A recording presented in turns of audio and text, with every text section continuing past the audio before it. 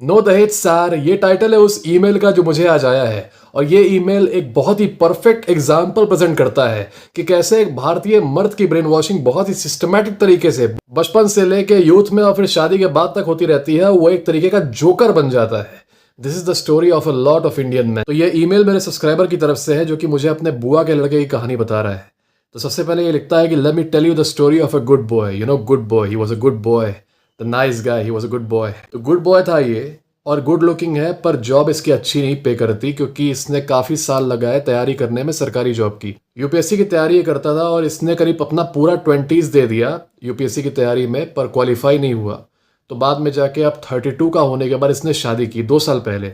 Usually एक average aspirant की life ऐसी ही होती है। वो क्या करता है, अपना पूरा 20s वो दे देता है, मतलब अपनी तैयारी में एक कमरे में बंद होके। और बाद में जब वो मान लो सक्सेस नहीं हो पाता तो 30 साल की एज में उसके पेरेंट्स उसकी फिर अरेंज मैरिज करा देते हैं। बेसिकली वो सेटल करता है, वो जिससे शादी करता है उसको भी पसंद कहाँ करता है वो, तो वो सेटल करता है बेसिकली शादी में, लाइफ में भी। वो कहते हैं ना कोचिंग वाले कि नौकरी नहीं मिली तो क्या हुआ, एक अच्छे इंसान बन जाओगे। तो आज एक अच्छे इंसान की हम लोग कहानी सुनेंगे। इस पूरे सरकारी एग्जाम प्रिपरेशन प्रोसेस के ऊपर भी एक वीडियो मैं लाऊंगा। ये भी एक तरीके का मैट्रिक्स है, ठीक है। We will talk about this matrix soon. Just like most aspirants, इसका 20s पूरा गया तैयारी करने में, इसका कुछ डेवलप नहीं हुआ, कोई स्किल डेवलप नहीं हुई, कोई पर्सनालिटी डेवलप नहीं हुई। और सीधे 30 का होने के बाद, 32 का होने के बाद इसकी शादी करा दी जाती है बाय अ वुमन, जो कि ये लिखता है सब्सक्राइबर कि she was not that good looking, she was not that good looking, she came from a lower financial background then this बुआ का लड़का। एंड बुआ का लड़का was good looking, might I add, जो कि इसने लिखा है अपने ईमेल में। फिर एक इंपॉर्टेंट डिटेल बताता है कि जिस समय यह तैयारी कर रहा था, तैयारी के प्रोसेस में था उस पूरे 20s में, तो ये एक हार्डकोर लेफ्टिस्ट फेमिनिस्ट टाइप का बन गया था। क्योंकि बेसिकली जो मटेरियल होता है ना, स्टडी मटेरियल, वो लेफ्ट लीनिंग होता है। तुम भी अगर अपना दिमाग अगर कंट्रोल में रख के नहीं पढ़ रहे, तुम भी अगर अपना दिमाग कंट्रोल करके नहीं पढ़ोगे तो तुम भी लेफ्टिस्ट बन जाओगे, तुम भी फेमिनिस्ट बन जाओगे। तो इसके बुआ का लड़का लेफ्टिस्ट फेमिनिस्ट बन चुका था इस पूरे प्रिपरेशन के प्रोसेस में। मटेरियल बेनिफिट तो कुछ नहीं मिला, लेकिन आइडियोलॉजिकल चेंज हो गया उसका, because the material is left leaning. कई सारे मतलब पॉलिटिशियंस भी इसको क्रिटिसाइज करते हैं कि लेफ्टिस्ट मटेरियल है, जो तैयारी वाला मटेरियल है, प्रिपरेशन वाला मटेरियल है, we need to change it, we need to teach real history. मैं पॉलिटिक्स में उतना नहीं रहता, लेकिन रियलिटी ये है कि हाँ, लेफ्ट लीनिंग मटेरियल है, काफ़ी लेफ्ट लीनिंग है।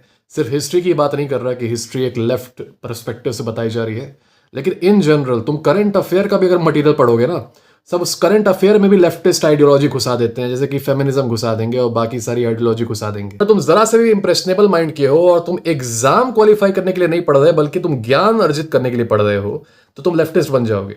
किसी एग्जाम के लिए पढ़ रहे हो तो बस एग्जाम क्वालिफाई करने के माइंडसेट से पढ़ो, ज्ञान अर्जन करना और स्कॉलर बनने के माइंडसेट से मत बनो कि मैं अच्छा इंसान बन जाऊंगा पढ़ने से, ये नहीं, तब तुम लेफ्टिस्ट ही बनोगे। उस पूरे 20s के फेज में जब ये तैयारी कर रहा था तो इसका माइंड एकदम लेफ्टिस्ट फेमिनिस्ट बन चुका था तैयारी करने की वजह से, क्योंकि मटेरियल लेफ्ट लीनिंग है। तो ये स्कॉलर बन गया, ये एग्जाम निकालने वाला नहीं बना, ये स्कॉलर बन गया। ये होते हैं ना, जो नौकरी नहीं मिली तो अच्छे इंसान बन जाओगे, तो ये अच्छा इंसान बन गया। तो जब 32 साल की एज तक इसकी नौकरी नहीं लग पाई तो इसके पापा ने इसकी अरेंज मैरिज करा दी एक लड़की से जो कि 25 साल की थी अकॉर्डिंग टू द ईमेल। और ईमेल के हिसाब से वो दिखने में उतनी अच्छी नहीं थी और लोअर फाइनेंशियल बैकग्राउंड से थी, ठीक है। शादी के टाइम पे लड़का डिक्लेयर करता है प्राउडली कि मैं कोई दहेज नहीं लूंगा, मैं कोई दहेज नहीं लूंगा, यहां तक कि मैं कोई गिफ्ट भी नहीं लूंगा। लड़की के पापा उसे कुछ गिफ्ट दे रहे थे, उसने वो भी लेने से मना कर दिया, जो कि उसने सही किया। अगर मुझसे पूछोगे दहेज पे ओपिनियन, तो मैं दहेज के एकदम अगेंस्ट हूं। जैसे मैं एलिमनी के अगेंस्ट हूं, वैसे ही मैं दहेज के भी अगेंस्ट हूं। पैसा अपना कमाओ, दूसरे का मत खाओ। फर्क बस इतना है कि दहेज ऑलरेडी इलीगल हो चुका है, इस हद तक इलीगल हो चुका है कि जो दहेज नहीं ले रहा उसके ऊपर भी दहेज का कानून लग जा रहा है। वहीं एलिमोनी तो ऑफ कोर्स लीगल है, कई सारे केस जिसमें एलिमोनी नहीं मिलना चाहिए उसमें भी मिल रहा है। दहेज तो ऑलरेडी इलीगल है और दहेज के ऑब्वियसली मैं अगेंस्ट हूं। मैं दहेज के लिए कभी एडवोकेसी नहीं करता। लड़के ने सही किया दहेज ना लेके, यहां तक कि इसने गिफ्ट को भी मना करके सही ही किया। असल में प्रॉब्लम यह है कि तुम मान लो गिफ्ट ले लेते हो उनकी मर्जी से, गिफ्ट में तो कोई प्रॉब्लम नहीं है, कोई अपनी मर्जी से दे रहा है ना, लेकिन बाद में वो गिफ्ट बन सकता है एक प्रीटेक्स्ट फॉर फॉल्स दहेज केस। वो लोग कह सकते हैं कि नहीं, हमने वो गिफ्ट नहीं किया था, इसने मांगा था दहेज में, हमने दहेज दिया है, तो इसने दहेज लिया है इसलिए क्रिमिनल है। तो तुम्हारे ऊपर फॉल्स केसेस हो सकते हैं, इसलिए गिफ्ट वगैरह मना कर दिया करो। तो इसने सही किया, स्ट्रेटेजिकली भी सही किया और मॉरली भी सही किया कि दहेज मना कर दिया और गिफ्ट भी मना कर दिया। एब्सोल्युटली। प्रॉब्लम आएगी अब। तो प्रॉब्लम ये आती है कि इसने दहेज तो नहीं लिया, वो अच्छा किया, लेकिन शादी के बाद फिर ये अपनी वाइफ के सामने इस चीज का गुणगान करने लगता है कि देखो मेरा एहसान मानो, मैंने तुमसे दहेज नहीं लिया, देखो मैं कितना अच्छा आदमी हूँ कि मैंने तुमसे दहेज नहीं लिया, सोचो मैं कितना मॉरल आदमी हूँ, मैं कितना महान आदमी हूँ। इसी चीज के बारे में मैंने वार्न किया था इस वीडियो में कि कोई ऐसा आदमी जो कि आउटवर्ड शो करे मोरालिटी का, कि मैं बहुत बड़ा मोरालिटी का मसीहा हूं, मैं मोरालिटी का क्रूसेडर हूं, मैं समाज को सुधार दूंगा, समाज में ये चीज बुरी हो रही है, वो चीज बुरी हो रही है, अच्छे लोग ऐसा नहीं करते, be a decent human being, मैं इतना मॉरल आदमी हूं यार कि मैं पानी को छू दूं शहद बन जाए, तुम गंदे लोग हो, मैं अच्छा आदमी हूं। इस टाइप की नौटंकी जो करता है ना, समझ लो वो सबसे ज्यादा डिस्गस्टिंग आदमी है। ठीक है, वो इस डिस्गस्ट को ओवर कंपेंसेट करने के लिए अपने को मॉरल दिखा रहा है। बहुत सारे एग्जांपल्स हैं, मैंने उस वीडियो में बात की है, इस बारे में मैंने वार्न किया था तुम लोगों को, और देखो यही हो रहा है। इसने दहेज नहीं लिया तो ये बता रहा है ऐसे कि जैसे इसने एहसान कर दिया कुछ दहेज ना लेके। ये वही बात है जैसे कई सारे बूमर्स अपने बच्चों पे एहसान बताते हैं कि मैंने तुम्हें पैदा किया यार, मैंने तुम्हें खिलाया, मैंने तुम्हें पिलाया, बताओ तुम एहसान मानो इस चीज़ का कि मैंने तुम्हें पैदा किया। पहली बात, बच्चे ने तुमसे पूछा नहीं था पैदा करने के लिए, और दूसरी बात, अगर तुमने पैदा किया है तो you are duty bound to feed him, ठीक है, and to provide for him. तो ये कोई एहसान की बात नहीं है कि तुमने खाना खिला दिया, तुमने पानी पिला दिया, ठीक है। वैसे ही ये कोई एहसान की बात नहीं है कि तुमने दहेज नहीं लिया, ठीक है। ये this is stupid, this is disgusting कि तुमने दहेज नहीं लिया और तुम बता रहे हो कि मैंने एहसान कर दिया। वाह रे जोकर, वाह। बीच में मेरा सब्सक्राइबर एक डिस्क्लेमर डालता है ये लिख के कि in 32 years of his age he has never been in a relationship. ये समझ लो एक लड़की के साथ इसका पहला कांटेक्ट है, इससे जिससे शादी हुई है, पहली लड़की जो कि इसके इतना करीब आई होगी, ये पहला कांटेक्ट है। पूरी इसकी 32 साल की उम्र में इसका कभी कोई लड़की से कांटेक्ट हुआ ही नहीं। ये अपनी वाइफ पे एहसान लादने लगा दहेज ना लेने का, तो ये इस हद तक गिर गया कि ये उसको बोलने लगा कि यार तुम तो एक ड्रेसिंग टेबल तक लेके नहीं आए मेरे घर पे, तुम तो ये नहीं लाई, तुम तो वो नहीं लाई। अरे यार ये छोटी सोच तुम्हारी, तुमने शादी की है क्या? तुमने शादी की है ड्रेसिंग टेबल के लिए, बक्सा के लिए, बिस्तर के लिए, दो डिब्बा काजू, दो डिब्बा बादाम के लिए? ये कैसे जोकर पैदा हो गए हैं समाज में यार हमारे। अरे तुमने शादी की है so you can have a good relationship with a woman and you can grow together, और साथ में तुम दोनों वेल्दी बनो, साथ में तुम लोग लाइफ में आगे बढ़ो, तुम उसको ग्रो कराओ, वो तुमको ग्रो कराए, वो तुम्हें सपोर्ट करे। ये क्या जोकर वाली हरकत है कि तुम दो डिब्बा बादाम नहीं लाई मेरे घर पे, अरे दो बक्सा तुम नहीं लाई, तुम्हारा बाप बक्सा नहीं भेजा, तुम्हारा बाप बिस्तर नहीं भेजा, तुम्हारा बाप ड्रेसिंग टेबल नहीं भेजा। ये क्या नौटंकी है यार। How can a 32-year-old man think like this man? तुम मान लो तुम घर पे बैठे हो, तुम मेरा वीडियो देख रहे हो, तुम्हारी जो भी एज होगी, हो सकता है टीनेजर हो गए, हो सकता है 20 साल के हो गए, 23 साल के हो गए, हो सकता है 40 साल के हो गए, जो भी हो, तुम्हारे लाइफ में तुम्हारा एम क्या होगा? To make money, to have a good relationship, to have kids, to have a family, whatever, to be a millionaire, जो भी तुम्हारा गोल होगा, टू हैव अ कार। इसका गोल ये है कि बिस्तर नहीं लाई उधर से, बक्सा नहीं लाई, ड्रेसिंग टेबल नहीं लाई। This is very hilarious. ये एक अकेला एग्जाम्पल नहीं, एक कई सारे लड़कों को मैंने देखा है जिनका एपेक्स रहता है लाइफ का, जिनका पिनेकल रहता है कि अच्छा शादी होगी मेरी तो मेरी बीवी जो है 2 डिब्बा बादाम लेके आएगी, उसका बाप 2 डिब्बा बादाम भेजेगा, या बक्सा लेके आएगी, ड्रेसिंग टेबल लेके आएगी, बिस्तर लेके आएगी, बड़ा सा बेड लेके आएगी।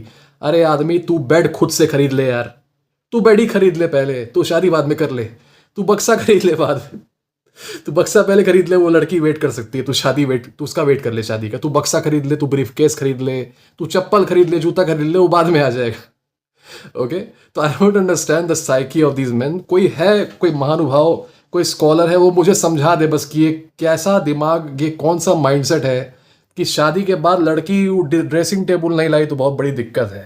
यार तुमको ड्रेसिंग टेबल कितना महंगा मिलता है यार, नहीं मिल रहा था कि तुमको शादी करनी पड़ेगी उसको लाने के लिए। You have to marry a woman to get a dressing table, man.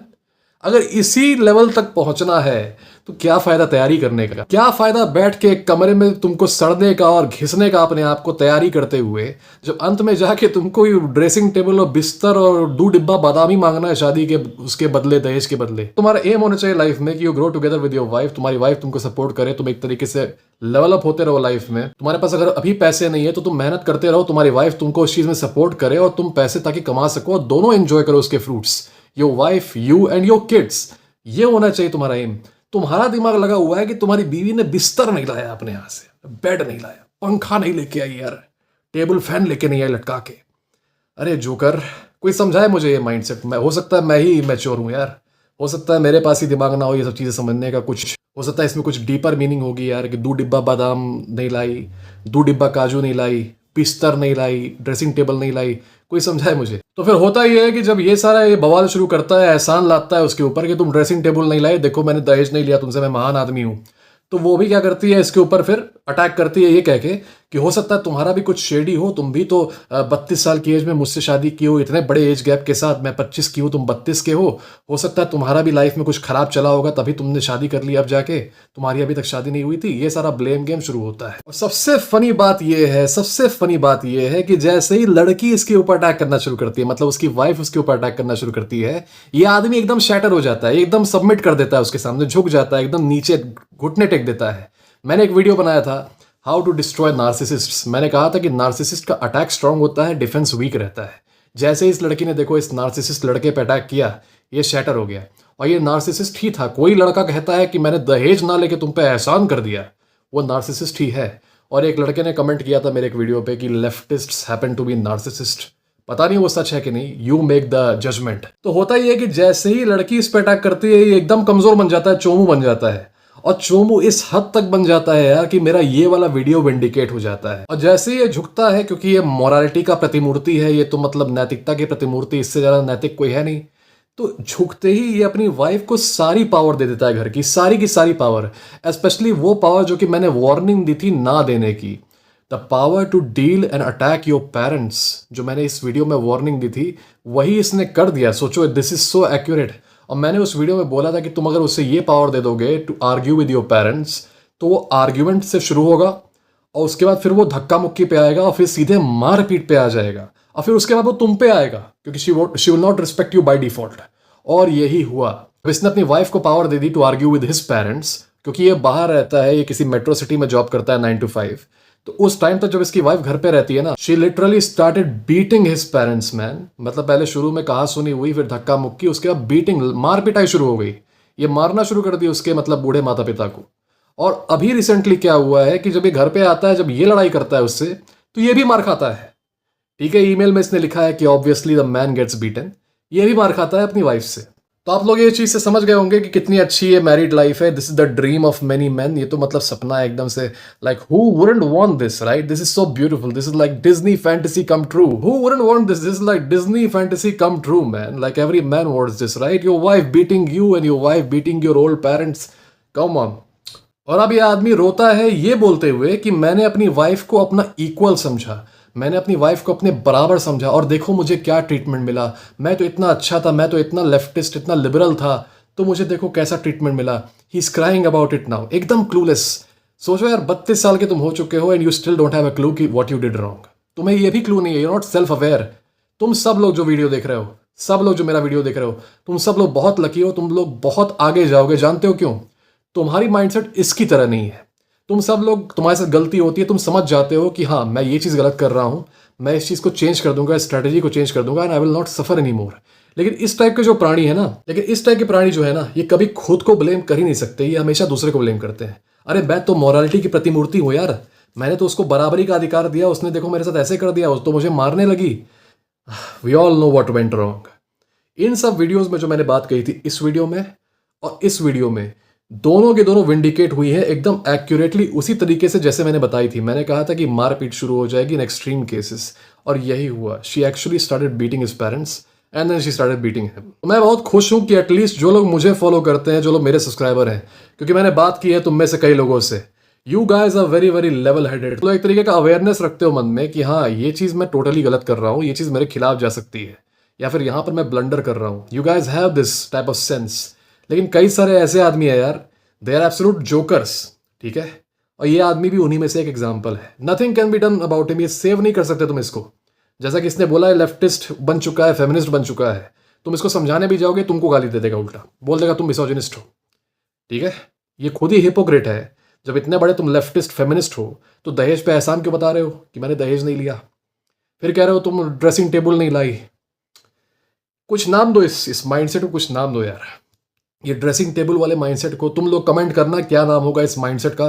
मैं फेवरेट अपने वर्ड को चूज करके इस माइंडसेट का नाम दे दूंगा। इस माइंडसेट को क्या कहते हैं, कोई भी नाम दे देना। अरे तू 2 डिब्बा बादाम तुम नहीं लाई, अरे बक्सा तुम नहीं लाई, अरे ड्रेसिंग टेबल नहीं लाए, अरे बेड लेके नहीं आई तुम बताओ तुम बेकार हो। इस माइंडसेट को कुछ नाम दो, वेरी फनी इंटरेस्टिंग, जो भी नाम दे सकते हो, डू इट। तो guys, this was the email. किसी को कोई इस टाइप की दिक्कत हो रिलेशनशिप में, masculinity related issues, bullying, manipulation, तो मेरे डिस्क्रिप्शन में जाओ, ईमेल है, इंस्टाग्राम है, टेलीग्राम है, मुझे कांटेक्ट करो। और अगर मुझसे कॉल बुक करनी है तो मेरे चैनल के बायो में चले जाओ, सबसे पहला लिंक कॉल बुक करने का ही है। Will talk about your issue over there. Till then guys, keep conquering the world and stop asking for 2 dibba बादाम। Dancing on my dick and also shaking ass. The buggy tried down right